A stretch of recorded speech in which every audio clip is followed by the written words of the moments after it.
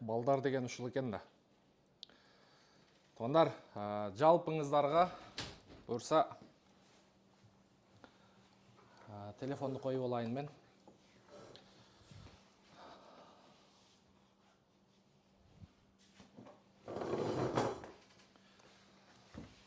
Жалпыңыздарға ассаламу алейкум, урматтуу катталуучулар, биздин көрүүчүлөр, Нуркейжик каналынын катталуучулары, кутмандуу күнүңүздөр менен. Бүгүн бизге таң атпай эртелептен ушул эжебиз биздин офиске келген экен. Биздин баягы кайрымдуулук боюнча видеолорубузду көрүп, ушул биз тараптан дагы бир аз болсо да жардам болобу деген үмүт менен келиптир. Буга чейин дагы эжебиз бир-эки жолу офиске келип кеткенсиз, келген. Биздин көрүүчүлөргө өзүңүздү тааныштырып, өзүңүздүн ситуацияңыз боюнча бир сыйрат түшүндүрүп өтсөңүз. Саламатсызбы? Менин атым Галина. Менде 3 балам инвалидтер, жолдошум да инвалид көстөрүнө. Биз өзүбүз квартиралап жашап жүрөбүз. Балдарым школа-интернатта окушат. Көстөрүнө операциядан өтүшкөн. Новосибирск шаарына чейин барып жасатканбыз. Сиз өзүңүз жашыңыз канча деже? 32. 32десизби? Анан балдарыңыздын эң чоңу канчада кызыңыз? Эң чоң кызым 13-кө чыгат. Быйыл, Сентябрда. Кичинекейчи? Кичинекей 6-га чыгат. Бул балдарыңыз дагы майыппы? Биринчи топто. Балдарым биринчи группа эмес, инвалиды с детства по зрению. Алар төрөлгөндө эки көздөрү катаракта болуп төрөлгөн. Хрусталик менен азыр жүрүшөт көздөрүндө. Мындай мектепте окуя алышпайт. Именно спец школада окушат. Для инвалидов, слепых, слабовидящих деген мектеп бар. Жолдошуңуз дагы өзү? Жолдошум да 2-группада инвалид, ал уже группа. Эки көзү көрбөйт. Очки кийип жүрөт. Очки менен где-то 15% көрөт, очки жок 5% көрөт. Балдарым да ошондой 15-17% көрүшөт. Анын үчүн ушундай спец школада окушат. Көздөрү жакшы болсо, анда жөнөкөй мектепте эле окушмак. Ал спец школ мамлекеттикпи? Мамлекеттик, бекер окушат. Бекер окушат. Жолдошуңуз демек үйдө иштебейт? Жолдошум жумушка жарабайт, көзү көрбөйт. Өзүңүз дагы ошо жанагы тонар мындай экен да. Кыскасын айтканда, адам мындай ишти пример кылганда, ишти мисал катары алганда, бир ишти кыла берсең, эч бир майнап чыкпайт го. Результат жок болуп калат го.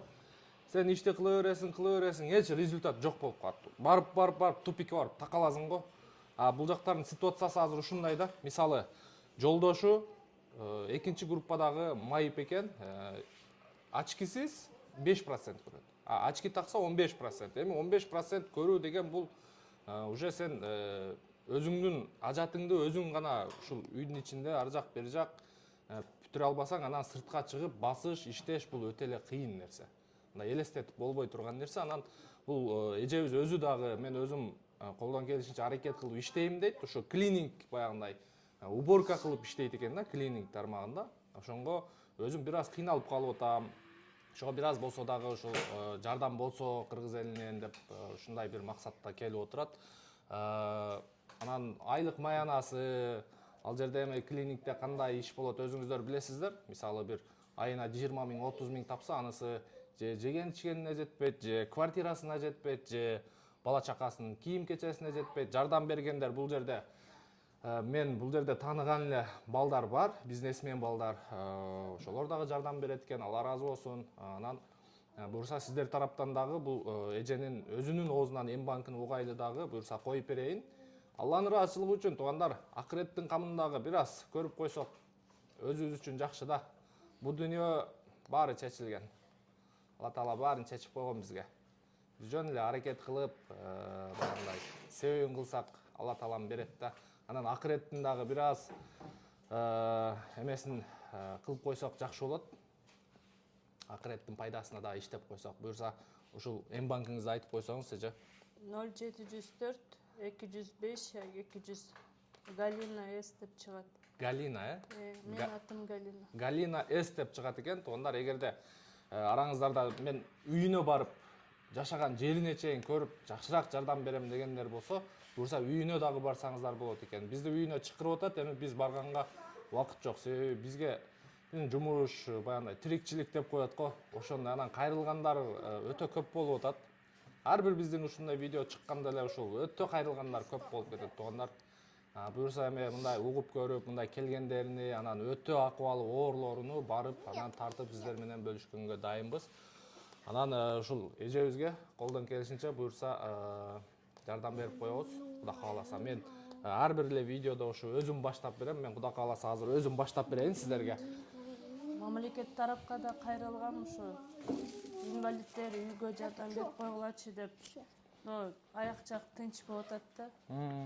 Эч жылыш жок. Биз ушу муктаж инвалидтер болуп атабыз, ушу үй боюнча жардам болсо жакшы болмок да. Ушуга кыйналып атабыз. Мамлекет тарабынан кайрылып койсоңуз болот. Урматтуу биздин президенттерибиз бар, жол башчы, кол башчыларыбыз бар. Ушуларга да кайрылып өтсөңүз болот бир катар. Урматтуу Садыр Жапаров жана ГКМБнин чоонусу Камчыбек Кыдыршаевич. Мен сизге кайрылып атам. Мурун да кайрылгам, өзүм соц бармакта. Биздин үй бүлөбүз инвалидтер болуп атат. Квартирада жашайбыз. Бизге окшогон элдерге ушу жардам берип койсоңор жакшы болмок. Биз да муктаж болуп атабыз. Эми буюрса жетет деген ойдобуз. Бул ушул биздин Нуркейжи жамаатынын атынан аз болсо да ошо $100 кичине бала чакаңызга шириндик алып, керегине жаратасыз деген ойдобуз. Ошол туугандар, колдон келишинче видеого лайктан басып коюңуздар. Жок дегенде ошо группалар менен бөлүшүп, ушул ылдыйга жакшы ой пикир жазып койсоңуздар, ушул видеону көргөн эжекебиздин бир аз көңүлү көтөрүлүп калса жакшы болот. Баягы садака бөөдө кырсыктан, көз тийүүдөн, ушундай нерселерден сактайт, анын баарын билесиздер. Буюрса баардыгы жакшы болот, эже кыжалак болбоңуз. Эми бул Алла Таала сизди жакшы көрөт да, ошон үчүн ушундай сыноолорду кылтат эже. Алла Таала эң жакшы көргөн пендесини ушундай сыноолор менен сынайт да. Себеби сиз ушул нерсени көтөрө аласыз. Мындай эрки күчтүү, ушундай көтөрө алган инсандарга Алла Таалам ушундай сыноолорду берип сынайт. Кайным да инвалид экинчи группада. Кайныңыз дагы? Кайным бар, анда инвалид экинчи группада. Баарыңыздар чогуу турасыздарбы? Кайным инвалид, кайненем бар. Кайнатам 17 жыл, 18 жыл мурун рактан кайтыш болгон.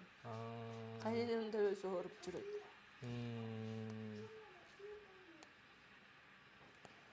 Жакшы. Ошол туугандар, эч бир кыргыздын кызы, эч бир кыргыздын мырзасы болобу, кызы болобу, кыскасы мындай мусулман бир туугандын көз жашы төгүлбөсүн. Баягы кубанычтан чыккан көз жаш муздак болот, анан ыйдан, капалыктан, кусалыктан чыккан көз жаш ысык болот. Бул негизи Куранда да ушундай айтылган. Ошон үчүн ушул баарыбыздын көз жашыбыз ушул муздак боюнча эле аккан болсун. Баягындай ысык көз жаш тамган жер өзүңүздөр билесиздер. Бул кайгынын, капанын, ыйдын ушундай нерсенин белгилери. Буюрса бул эжебиздин дагы көз жашы, ушул ысык көз жашы буюрса муздап кетсе, ушу биз себептүү, ушу сиздер себептүү, ушул нерсеге себепкер болуп калсак жакшы болот эже. Рахмат. Алла разы болсун. Ошол туугандар, колдон келишинче ушул М банкка аз да болсо поддержка кылып койсок жакшы болот. Оорубаңыздар.